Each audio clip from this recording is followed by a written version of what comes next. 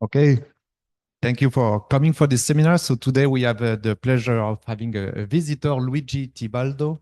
So Luigi Tibaldo is a colleague from the astroparticle group. He works now in gamma ray astronomy, in particular in CTA project. But this will not be the main topic of his presentation today. So Luigi did a PhD in gamma ray astronomy, working with Fermi-Lat data. Then he worked at Stanford and Max Planck in Germany, and is now based in Toulouse and working still in gamma ray astronomy and Fermi CTA, and also this topic that didn't know this side of Luigi. So I'm looking forward for this talk. So Luigi. Thank you, Fabio, and thank you everybody for coming. Indeed, for those that know me, it will be a bit off the typical stuff I work on, what my day job is, but I hope you will find it interesting because it's a topic we don't talk about very much, at least in the astrophysics and cosmology community these days. Still, as I will be showing, there is a lot of interesting stuff that we can do on our side, I think. If I asked you how much antimatter there is in the universe, I am sure that most of you would answer almost none. The universe is composed exclusively of matter. However, if you go to the fundamental particle physics processes that we know, actually matter and antimatter behave in an almost perfectly symmetrical way. And when antimatter and matter were produced at the beginning of the universe, if we take into account only the physics we know today, we would expect to have had the same, almost the same amount of matter and antimatter to be produced, as you can see in this image here, that is actually from a bubble chamber, where you see here the production of an electron and the positron. So the topic of my talk today will be, first of all, to review the observational probes that led us to believe nowadays that the universe is composed almost exclusively of matter and antimatter is absent, and then to discuss how this observation is interpreted, and I will conclude with a part of my presentation where I will try to argue that maybe the last word on antimatter in the universe has not been said yet, not only in terms of the interpretation, but also in terms, do we have any antimatter in the universe? So how do we know that antimatter is not present in the universe? Well, antimatter, after discovery, was looked for in astrophysical and cosmological data. And one of the first ways that was used to constrain the amount of antimatter present in the universe is looking for annihilation processes and their products. So when matter meets antimatter, they annihilate, and there are several annihilation products that are produced, and notably there are gamma rays.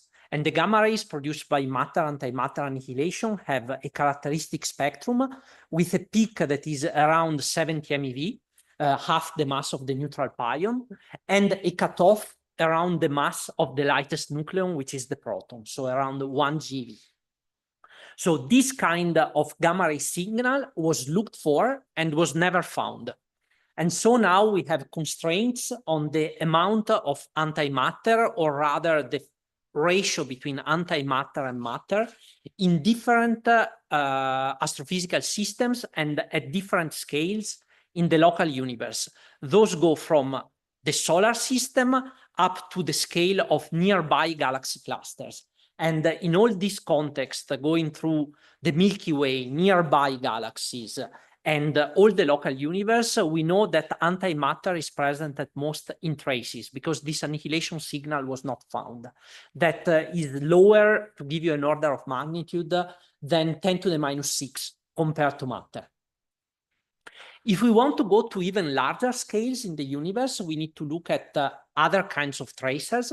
So first of all, the gamma ray annihilation signal would have been produced in the early universe before the formation of large-scale structures where matter is relatively isolated.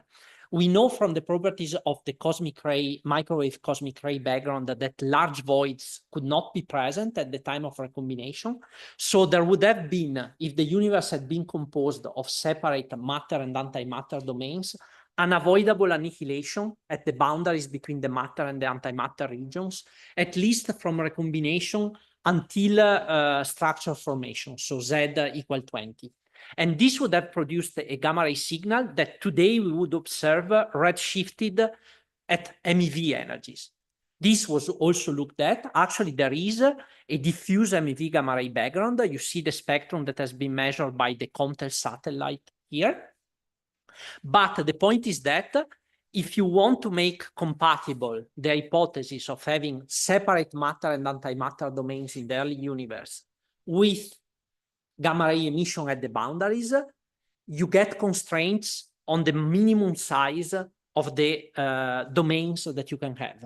And the size that we obtain are of the order of gigaparsec, so almost at the size of the entire observable universe. We can get other constraints on antimatter at cosmological scales from the cosmic microwave background, because matter-antimatter annihilation would yield energy release around the recombination epoch, and therefore produce in the CMB spectral distortions, ribbon anisotropies, and also would change the power spectrum. All these signals, spectral distortions and ribbon anisotropies, were looked for and not found significantly. And from the power spectrum of the CMB, here you have the measurement, the very precise measurement from Planck, we have a constraint actually on the difference in baryon and anti-baryon content of the universe. Because one of the parameters that influences the power spectrum of the CMB, the angular power spectrum of the CMB, is the baryon to photon ratio. But actually what influences the CMB properties is this ratio, that is number of baryons minus the number of anti-baryons divided by the number of photons. And from the Planck measurements, we know that this ratio is approximately 6 times 10 to the minus 10. So with an excess of baryons with respect to anti-baryons. This is also supported by the theory of Big Bang nucleosynthesis, because the formation of light nuclei at the time of Big Bang nucleosynthesis is sensitive to the densities of baryons minus anti-baryons, so the net amount of baryons that is available to form nuclei, and the densities of photodissociating photons. So from measuring the abundances of light nuclei that were produced in Big Bang nucleosynthesis, we can also estimate the net baryon over photon ratio. And the best measurements that are, for example, deuterium over hydrogen, which is here. I lost my cursor, so I cannot show anymore. Well, it's in the bottom panel, the blue line, deuterium over hydrogen. Actually, you can see that the predictions of the Big Bang nucleosynthesis theories, the blue band, agrees with the measurement, which is the yellow box, for a neta B value of 6 times 10 to the minus 10. 10 to the minus 10. So exactly the same that we find from the CMB. So also these tell us that going back in time to the epoch of Big Bang nucleosynthesis, we had the same baryon excess, which is of the order of almost 10 to the minus 9. We can use the CMB and the abundances of light nuclei to test the hypothesis that still in the early universe there were domains of antimatter mixed with the dominant matter content of the universe. And here you have the best constraints that were obtained so far using this methodology in terms of size of the domain that is on the x-axis and the ratio between matter and antimatter and matter inside the domains, which is on the y-axis, the parameter called R.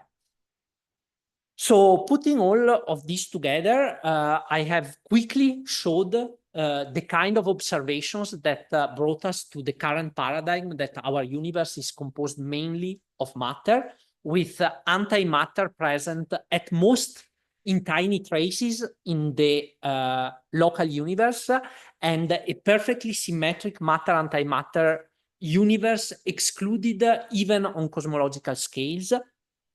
So the observational constraints are given by gamma rays in the local universe, also cosmic rays. I didn't talk about them, but I will go back to that toward the end of my talk. And then when you go back in time toward the epoch of structure formation, you have the diffuse MEV background, and then even back cosmic microwave background around recombination and the abundances of light nuclei to probe the epoch of Big Bang nucleosynthesis.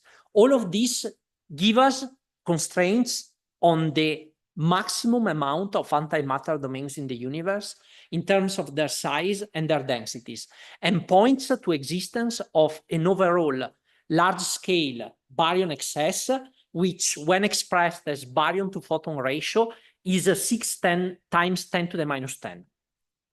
So in the next part of my talk, I will discuss how do we interpret this matter-antimatter asymmetry, knowing that, as I said at the beginning, the known processes of particle physics we know today are almost perfectly symmetric between matter and antimatter, and especially the production of matter and antimatter always progresses in pairs.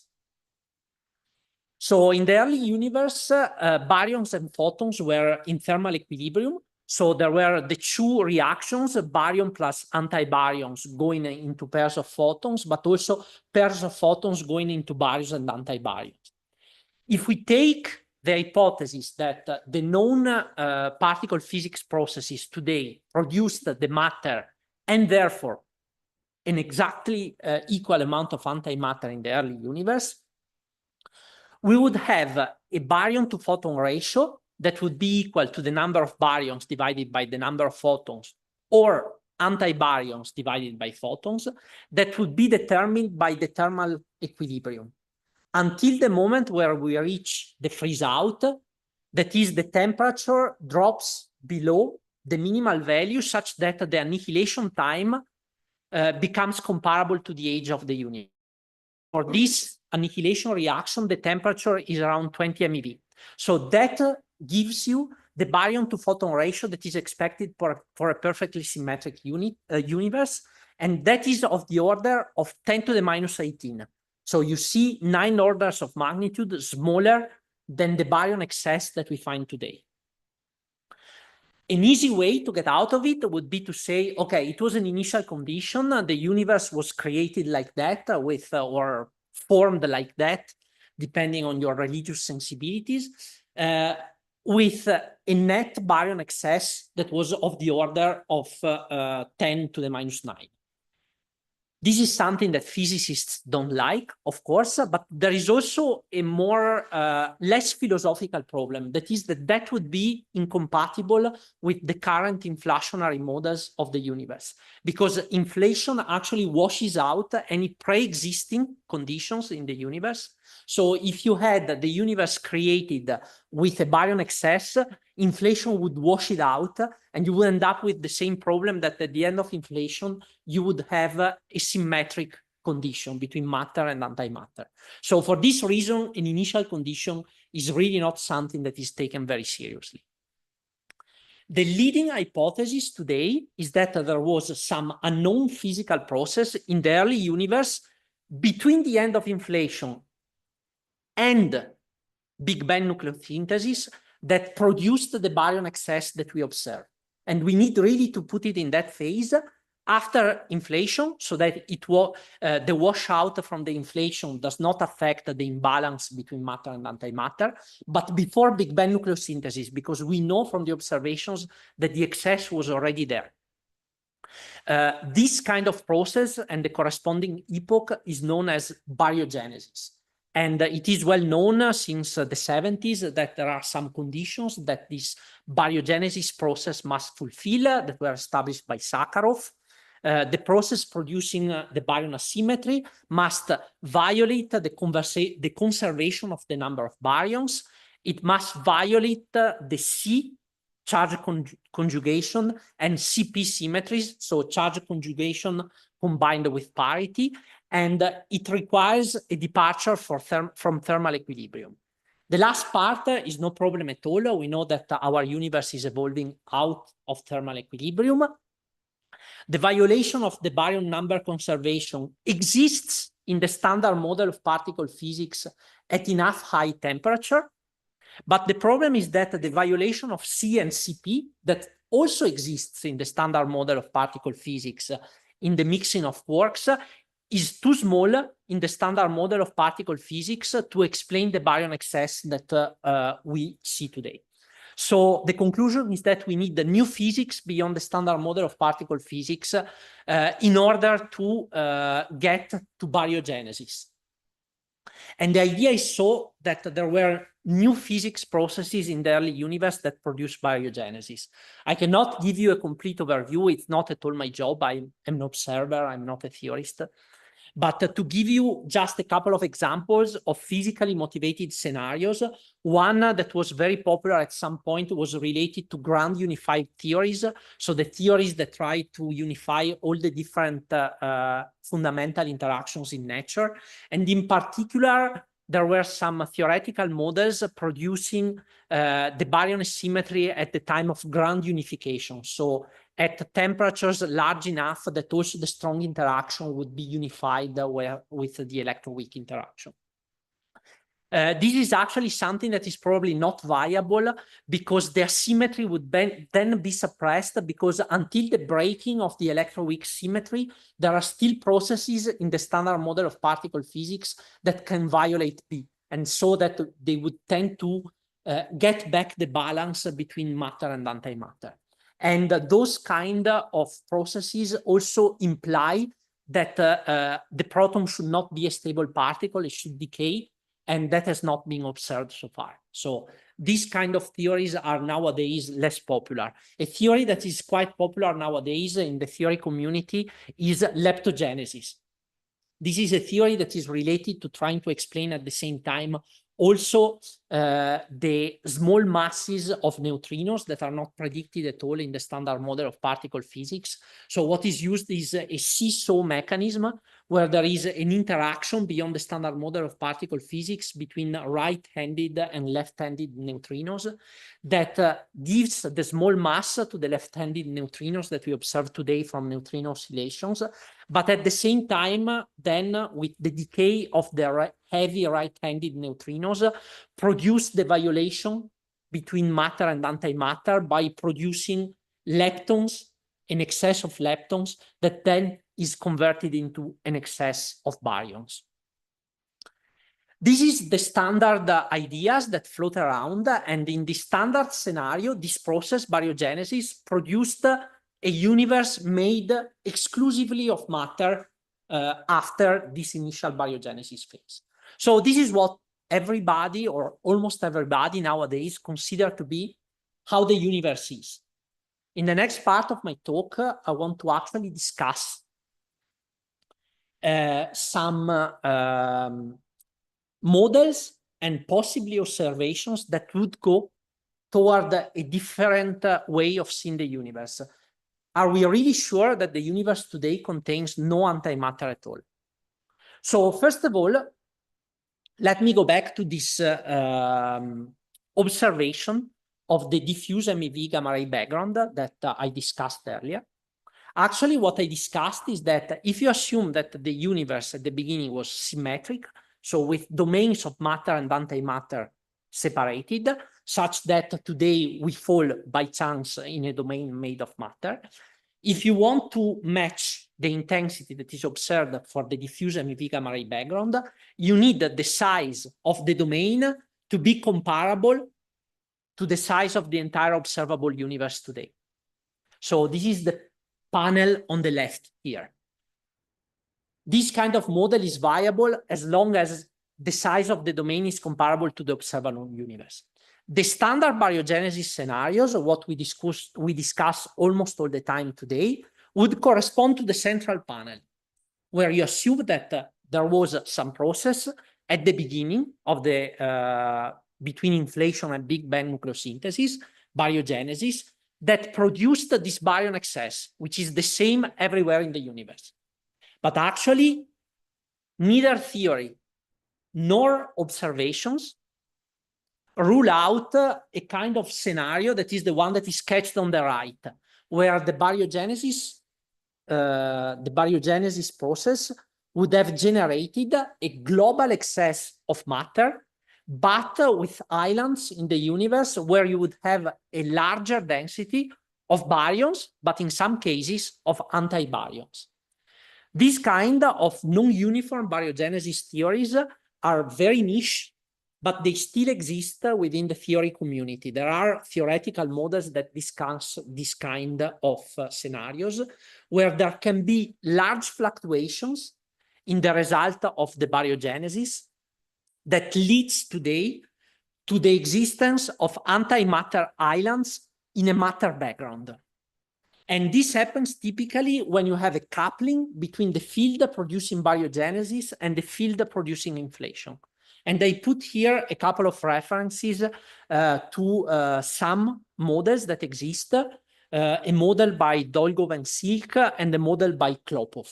I'm not at all a theorist, so I cannot judge myself how likely those models are to be real. I know that there is quite some discussion in the theory community about those, and not everybody believes that they are actually robust models for baryogenesis.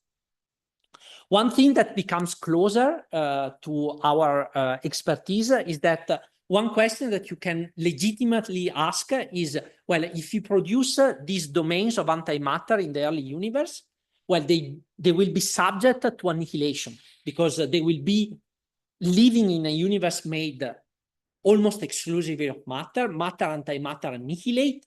Do they survive until today? And the answer is that it is possible.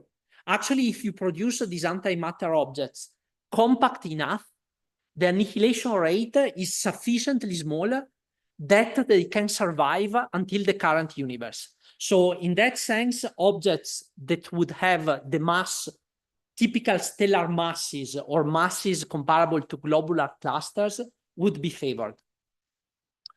Another thing I will go back to later because there is a link with recent observations is that in this kind of non-uniform baryogenesis scenario, you produce also domains with a very large baryon or anti-baryon content in the early universe that they can collapse into primordial black holes.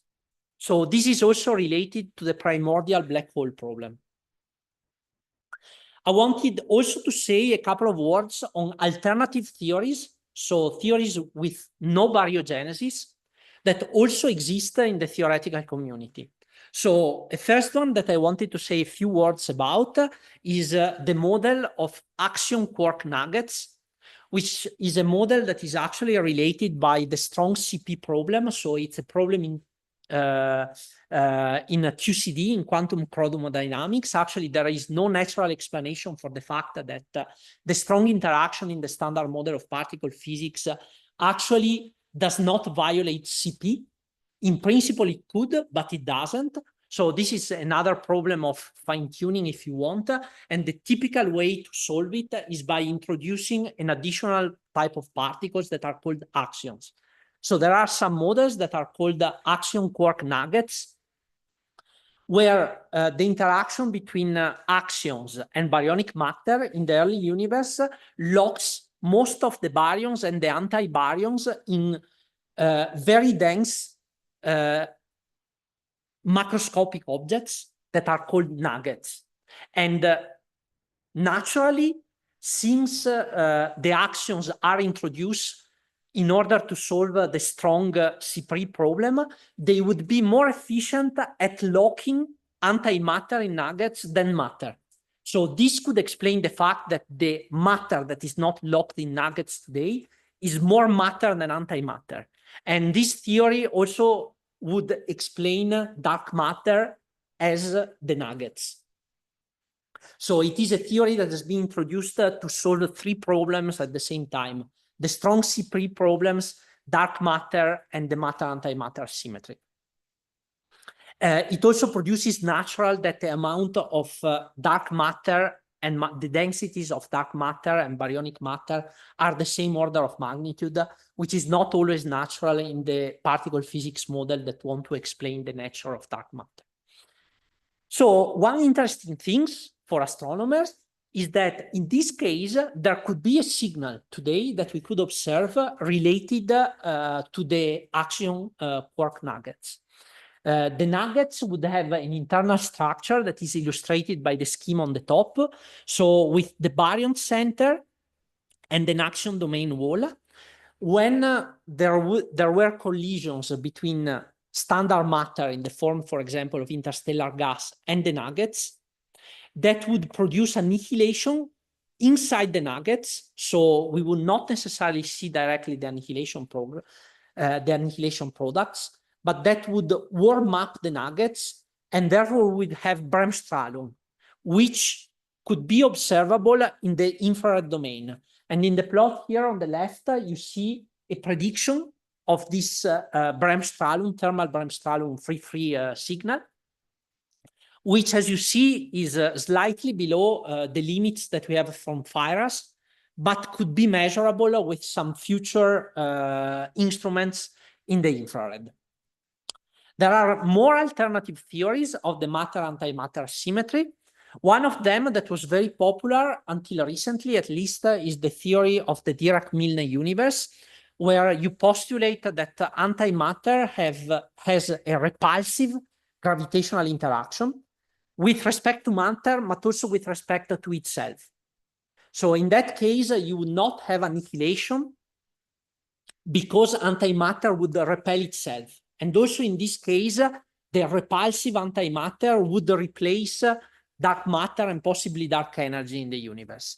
However, this is unlikely based on recent experimental results, because there are experiments at CERN that are probing the gravitational interaction of antimatter. And in particular, there was this result from the Alpha G experiment 2 years ago that showed that the gravitational acceleration of anti-hydrogen atoms, which is corresponding to the cross points, is actually certainly not repulsive, very close to the normal gravity expectation, which is the orange curve. So this Dirac-Milne theory seems to be ruled out by the results of these experiments. Another alternative, quite exotic theory that tries to explain the matter-antimatter symmetry is the so-called CPT symmetric universe theory. So this postulates that at the Big Bang, there were a pair of a universe and an anti-universe that were produced and that are evolving in opposite directions of time. So our universe is going forward and there is an anti-universe that is going backwards. This theory does not contain by construction inflation. So it is going to be tested by the measurements of the Mie modes in the CMB. And it also predicts neutrinoless double beta decay. So it can also be tested by lab experiments on the neutrinoless double beta decay. But so far, we have no strong constraints that would rule it out. So now going back to observations that are what is the closest to me, I wanted to discuss some recent observations that perhaps even behind the theories question our notion that we have today that the last word on the existence of antimatter in the universe has already been said. A first kind of observation that is very tantalizing from this point of view is the detection of anti-nuclei in cosmic rays. In fact, anti-nuclei in the standard cosmic ray models, anti-nuclei are only produced by inelastic collisions of cosmic rays that are matter with interstellar matter. And we know for sure we produce anti-protons this way. But producing heavier anti-nuclei like anti-deuterium, anti-helium is much, much harder because the production cross-section is suppressed by a factor of 10,000 per anti-nucleon with respect to anti-protons. So this is something that would really point to the existence of a nearby reservoir of antimatter.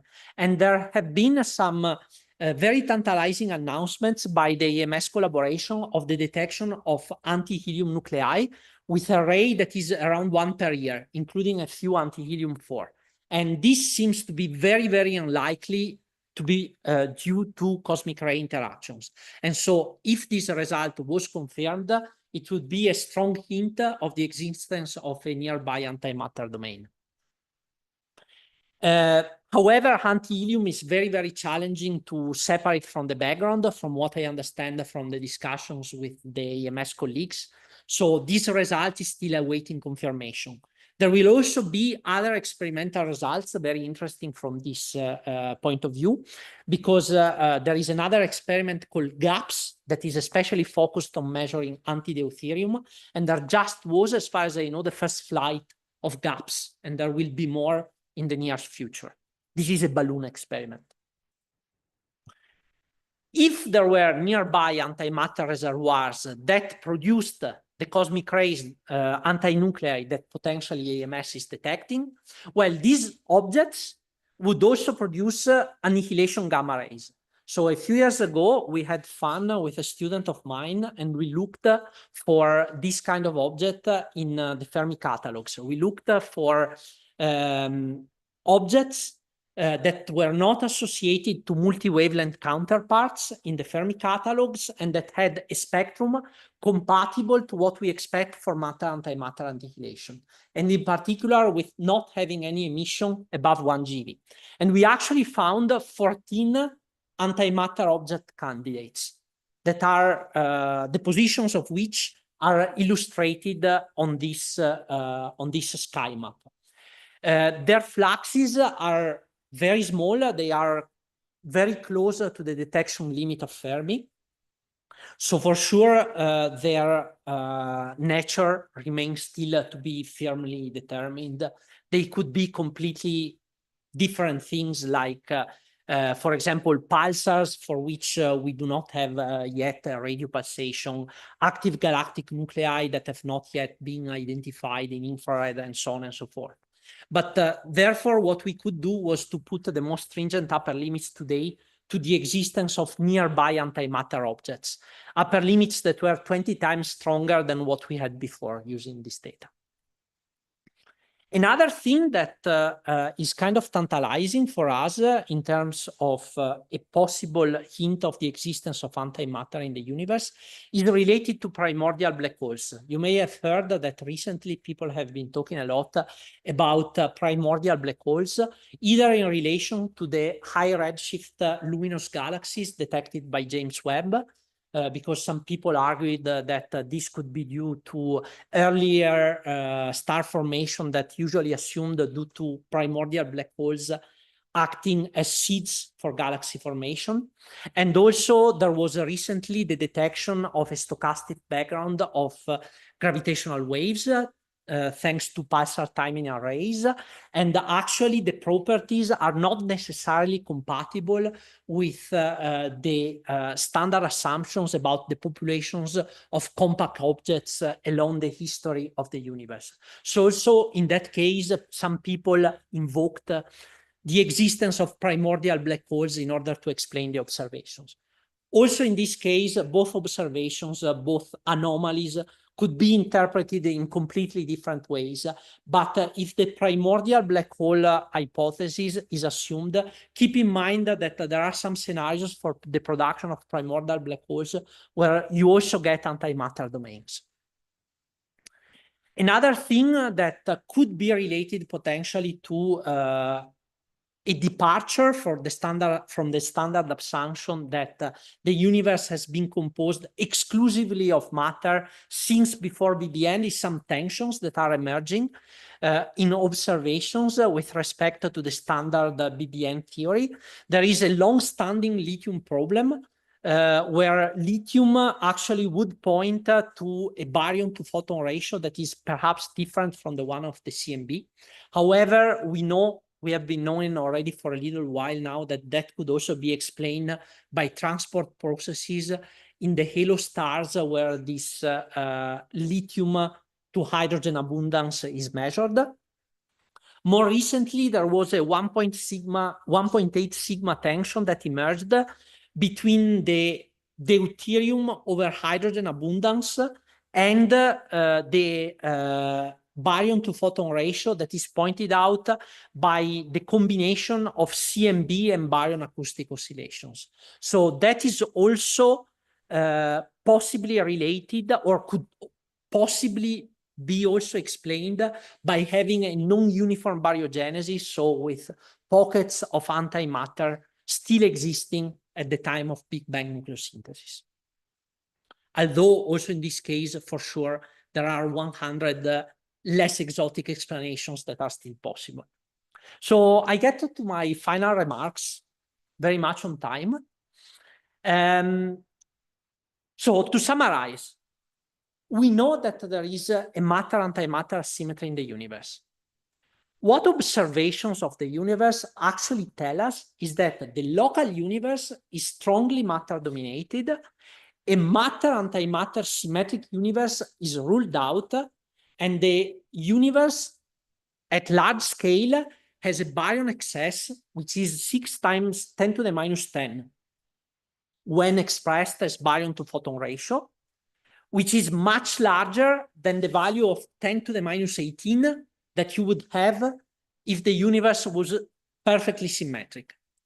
The leading hypothesis that we have today is that there is an asymmetry that stems from an unknown process in the early universe that we call baryogenesis that produced a universe with a uniform excess of matter over antimatter, which is our 6 times 10 to the minus 10. This process needs to be beyond the particle physics that is known today. However, even though this is a very plausible and the simplest possible option that we can work with, the existence of antimatter in the universe is not completely ruled out, neither from the point of view of theory nor of observations. So possibly it is still worth that we use the astrophysical and cosmological data that we have that are much better than what I have shown that has been used to investigate the matter-antimatter asymmetry to look for the possible signatures of antimatter in the universe. So why am I showing an ugly fish? This is a joke or an example that was given several years ago by a colleague that some of you know for sure. I think the high energy people know. That was Floyd Stecker. So this fish is called the coelacanth. And actually biologists had assumed for a long while that it had gone extinct a long time ago. But then at some point, 1920s or 30s, I don't remember anymore, this lady actually found one coelacanth in the Atlantic Ocean near Africa. And so the marine biologists had to completely change the way they described the evolution of this kind of fish in the history of the ocean. And here we are in a similar situation. Of course, nowadays we think there is no antimatter in the universe since a long time, but perhaps it's still worth looking, because if we ever found any strong indication of the existence of antimatter at the time or after Big Bang nucleosynthesis, that would completely revolutionize the way we see the universe. So if this sounds interesting to you, Well, I will be here until the end of the week, until Friday, so don't hesitate to ping me and if you want to discuss about this and also the other stuff that I work on as my day job related to CTA and so on. But for these specific topics, we are organizing a workshop at CERN in a year from now, more or less, where we will try to bring together observers with theorists and also people doing experiments in order to discuss what we can do, in particular with the most recent and upcoming astrophysical and cosmological observations. So I will leave here the summary of my talk, and now I can take questions.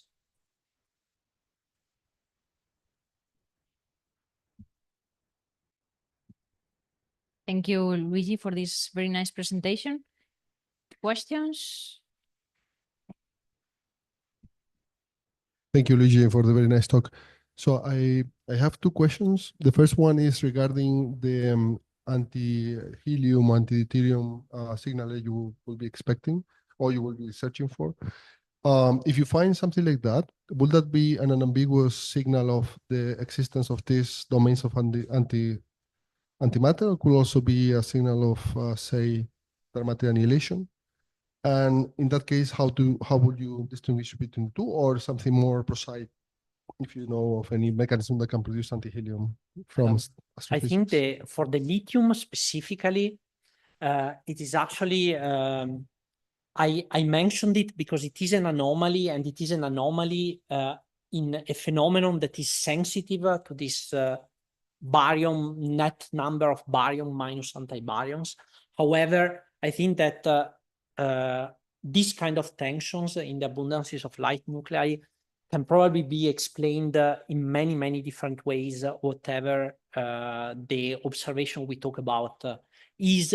There are astrophysical processes that could alter the abundances. In the case of lithium, my understanding is that nowadays many people are inclined to believe that actually this is probably related to transport processes in stars, because the abundances of lithium are measured with spectroscopy for halo stars.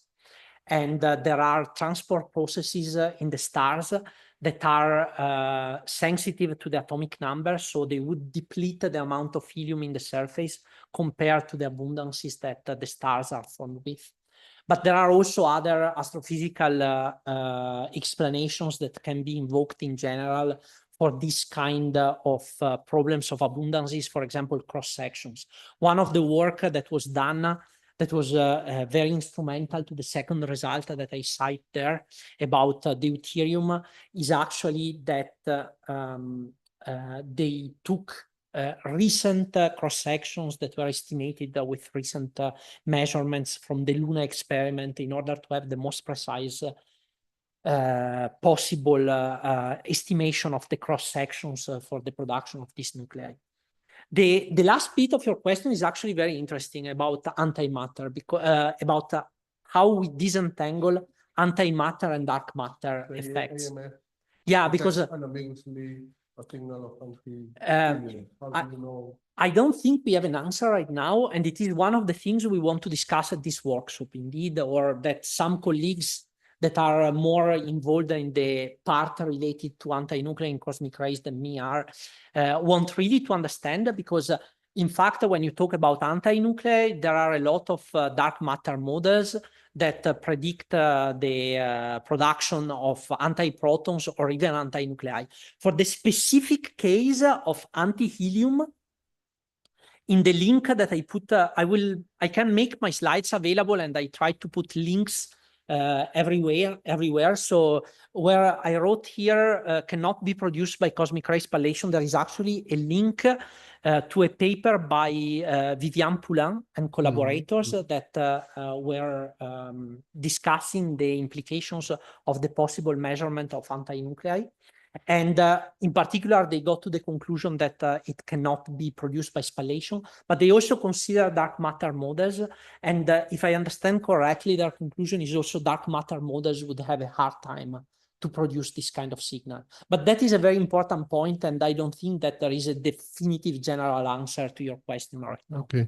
My second question is just an open question. If you could elaborate a little bit more on the signal of the antimatter stars? What is the signal? What is the spectrum? It's like matter falling on the anti-star and producing a signal by annihilation, or what is really happening It's there? exactly Thanks. what you would say. So in this kind of model where you would have antimatter object like stellar mass, so anti-stars, what you would have is that you would have these objects that are in the galaxy, because the only ones that we could detect in gamma rays are actually relatively close, depending on the properties. It would be from a few hundred parsecs to kiloparsec at most. So they would be antimatter objects that are living in the galaxy that is made largely of matter. So they would accrete matter just hydrodynamically, like Bondi-Hoyle accretion. The flux of matter on the anti-star would produce annihilation at the surface of the anti-star.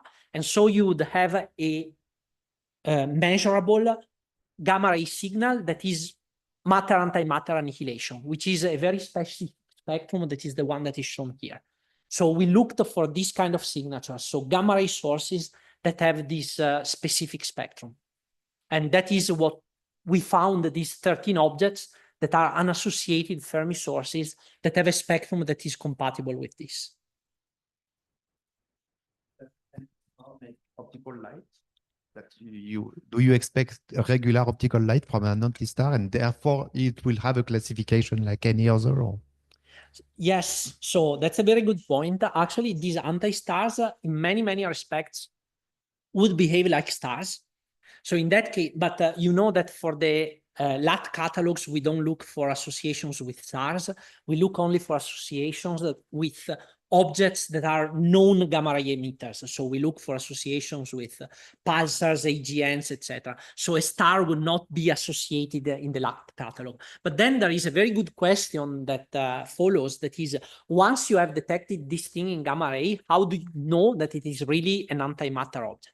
Most of the properties actually would be very similar to that to those of normal stars, including optical emission. There is one channel where perhaps we could be able to do a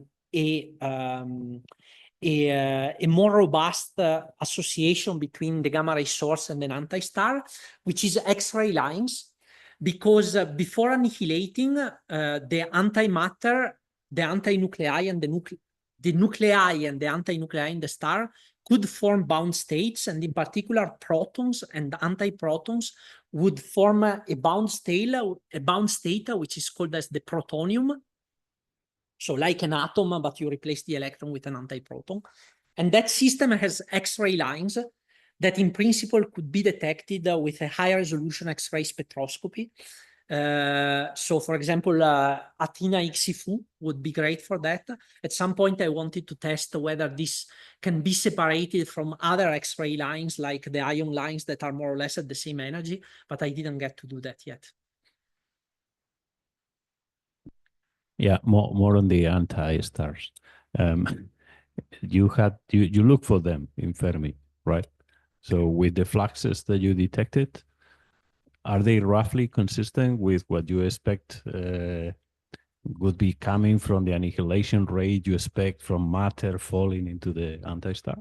So there is not an easy answer to that question, because the flux depends mostly on three parameters, actually. So it depends essentially on the accretion rate, and the accretion rate is determined by the mass of the object, its velocity with respect to the interstellar medium, and the density of the surrounding interstellar medium.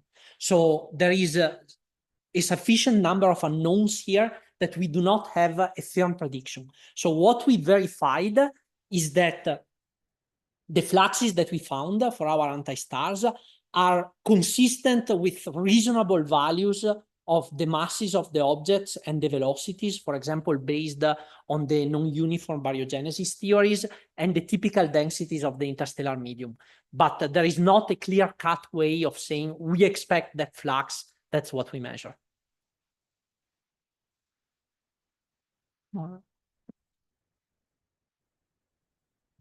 So you mentioned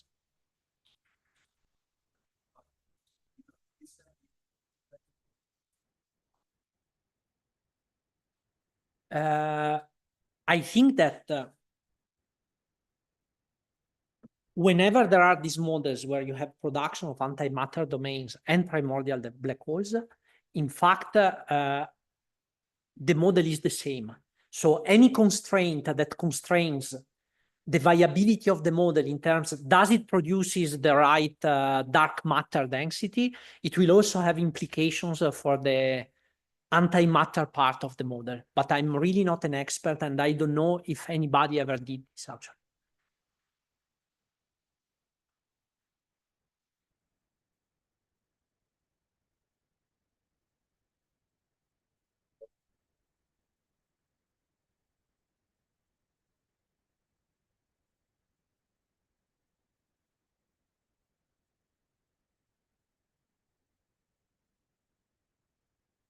So there are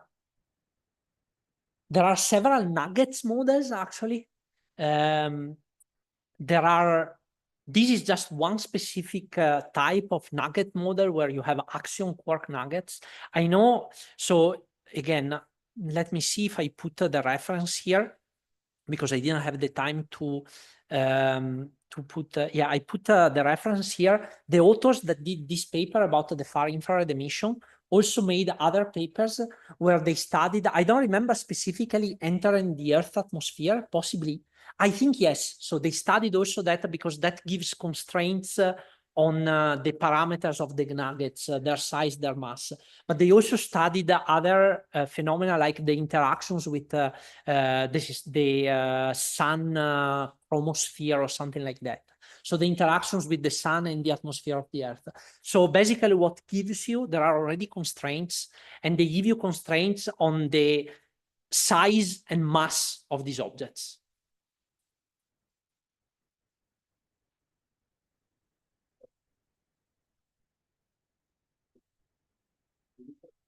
For the formation, I mean, how these anti-stars end up isolated in the middle of baryon domain? How do they survive for so long? That is these theories of non-uniform baryogenesis that I mentioned. So, so these theories of non-uniform baryogenesis, as far as I understand, not being a theory, have a lot of freedom in the sense that there are coupling parameters between the baryogenesis and the inflation field that are essentially free parameters. So you do whatever you want. Typically, you need to tune those parameters so that you get the right imbalance between matter and antimatter. But from there to the astrophysical evolution of the formation of that object, evolution, this object, you know, interacting with baryons throughout the cosmic history, how so this that's what guys... I said very quickly. So in these models, first of all, you could form very compact domains of antimatter. And then if you consider the evolution of our cosmic times, if they are compact enough, they can actually survive until today. In particular, the second author over there, Klopov, has published a number of papers where they study the evolution of these antimatter domains over cosmic time. Again, I'm not a theorist. I don't have an opinion necessarily on how robust their calculations are. I tried to do myself to be sure that we were not doing complete bullshit. A very, very simple calculation where I took an anti-star-like object and calculating the annihilation rate, taking into account how the average density of the universe evolves over cosmic time. And I did confirm that if you have a compact enough object that is 10 stellar masses, it can survive until today, even in the halo of a galaxy like a Milky Way for a very long time. Okay, I think we can stop here. Thank you all for coming, and let's thank again the speakers.